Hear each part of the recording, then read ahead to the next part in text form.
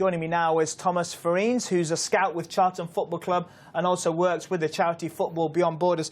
Thomas, let's start with cycling and this landmark report into the sport's very troubled recent history. It seems the big conclusion is that despite all the revelations surrounding Lance Armstrong over the last set of 18 months, doping culture still exists. That's shocking, isn't it? Well, it's not really shocking if you take back that it's not Armstrong. Armstrong did not invent doping in cycling. You have to go back in history. And you also have, I'm not understanding why they doped themselves, but what is expected of them. 3 weeks, from 250 to 300 kilometers every day. And so they push themselves too hard, maybe too hard. And I think that's one of the reasons why they need to take illegal substances. In this 227-page report, one of the big conclusions also is a preferential treatment shown to Lance Armstrong, particularly with UCI President Hein Verbruggen. Can cycling ever recover from this episode? There's a massive trust deficit, isn't there, with sports fans and cycling fans, because it seems almost from 10, maybe 15 years, the sport was completely tainted. Doping was so prevalent. Well, we have to remember that Armstrong, this case of Armstrong comes right after the Festina problem in 1996. And the Armstrong history was so beautiful and amazing. He beat cancer to become the world champion. And so I think that that was the reason why the UCI covered a bit, because they wanted a good story to sold out. But years after it was discovered, it was all a lie. So the UCI should also be punished for that. What's the future of cycling following this report? The fact that this conclusion that doping still is prevalent, surely that will only turn more fans away from the sport, knowing that the sport still hasn't cleaned itself up. Well, honestly, if you think of the case, for example, of Dave Miller, who allegedly used doping and was banned for, I think, 1 or 2 years, he went back into cycling and now cycles clean. So it is possible to cycle with being clean. Take the Sky team, for example. Sure. They say they are clean. I hope they are. Of course, we all do hope that they are clean. Let's move away from cycling to cricket. Utter humiliation for England in the World Cup, losing to Bangladesh and in the process being dumped out of the tournament. They've only beaten Scotland so far. Is this English cricket's darkest day? Well, Scotland is not even part of the 10 test teams, right? You're right, yes. And also you have to think about it's not the first time that England loses in the first round, I think, if I'm not mistaken. 99 at home, they lost in the first round. So I think it might be time for cricket, as in football, for example, to rethink everything about the sport and think of the grassroots as well. Yeah, there's definitely going to be an autopsy, but looking at the top of English cricket, the captain and the coach, Peter Moores, should he lose his job, and Owen Morgan, the captain, he's had a dreadful World Cup, 5 ducks in his last innings. Even if he wasn't the captain, that form is not good enough for him to be retained in the team, is it?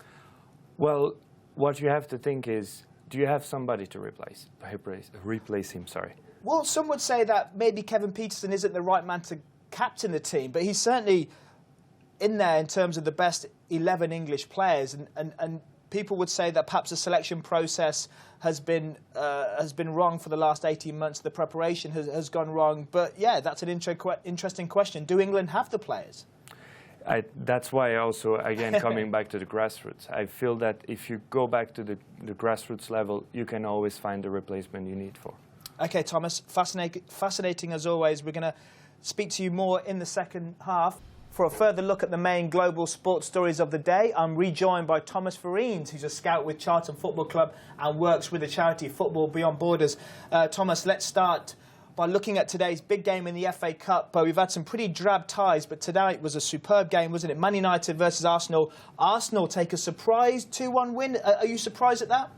Not really surprised, and it's an amazing way of starting the week with football.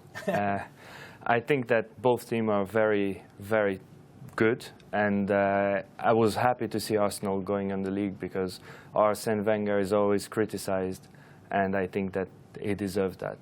And how pivotal a game could this be for both clubs? Van Gaal's had a lot of criticism with the way United have been playing. They say they've been boring, having a lot of long balls. And now doesn't look like they're going to be winning a trophy because they're way out the league. What's the best United fans can hope for this season? Is that just to qualify for the Champions League? Because you'd also say even that's under threat. Well, to be honest, Van Gaal has been under pressure because he's not playing the same way that Ferguson played two seasons ago. But what he's managing to do is getting results. Yes, today he lost, but he's still third position in the league and he has a very good chance of qualifying for the Champions League. And a word for Danny Welbeck. How sweet would that goal have been?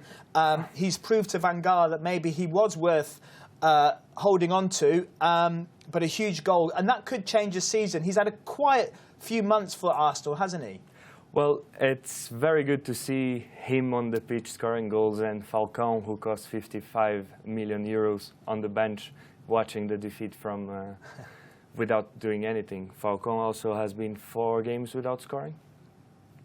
And Welbeck has been scoring quite a lot. Exactly. So Arsenal march into the semi-finals. Let's talk about the other FA Cup tie over the weekend. A game that made headlines for all the wrong reasons. Aston Villa versus West Brom.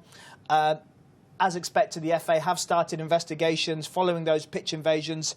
What punishment do you envisage the FA dishing out? Do you think we'll have a stadium ban, or do you think they'll be only hit them with a fine? Well, I'll give you examples that happen in what happened in continental Europe. In France, for example, a cup, whenever there's a pitch invasion, the team loses the right to have supporters in its stadium for a while, which means that the supporters don't want to do that again. Sure. And I think that's what should happen. So do you think it's time the FA implements stricter punishment to prevent these kind of scenes happening again? Well, yes, in a way, yes, because it's nice when it happens at the end of an important game. Like, I respect it when it happens at the end of a game, but during the game, that's not possible. But what about, if you remember the Man City game, when they famously won the Premier League for the first time in their history? There was a huge pitch invasion then. Is it important to draw a distinction between perhaps at the end of the season when a team has been promoted or won a trophy to something like this? Yes, this is exactly what I think. Because, for example, I remember the team from my hometown in Florianópolis, Brazil. We invaded the pitch at the end of the season when we got promoted to the first division. And that's what it is. It's beautiful. You gather with the players. It's celebration. But this was not about like celebration. No, that's fair enough. Let's move on to the Champions League, which resumes this week. Real Madrid, under some serious pressure, they will probably progress through to the next round because they've got a 2-0 lead in the first leg. But what's going wrong? Ronaldo's not scoring. Bale's under pressure. The fans aren't happy. Is this a bit of a mini crisis developing? They've obviously surrendered the lead in La Liga as well. Well, if we look at, let's put things into perspective. Real Madrid and Barcelona, 2 different things. On one side, Real Madrid, you have a lot of egos together. That doesn't really work out well. I think that Ancelotti has done a fantastic job until now, keeping them together. I don't think that he should be under pressure. He's the best coach. He may be the best coach, but if they don't retain the Champions League or the league, do you envisage him being boss of Real Madrid next season? Yes. You think that Florentino Perez will be patient? Yes. Because he hasn't been patient with his coaches before, has he? I remember he fired Del Bosque, even though they'd won the Champions League. He's got a habit of sacking managers quite ruthlessly, hasn't he? Yes, but the thing is that Ancelotti has a very good relationship with the big stars such as Ronaldo and even Bale, Modric, so I think that he's a bit protected. And let's talk about Modric. You just mentioned him. How important is his return to the way Madrid play? Could he be the one that perhaps helps him get out of this mini crisis? Well, if you remember, he will only play for half an hour, maybe 40 minutes on this game. So for this game, he will be important, but not that much. But for the following games, when he gets fit, he's the alma mater of the team. He really is. Are you surprised there was a poll in Marca, the Spanish newspaper, saying that up to 35% would actually drop Cristiano Ronaldo? That's incredible, isn't it?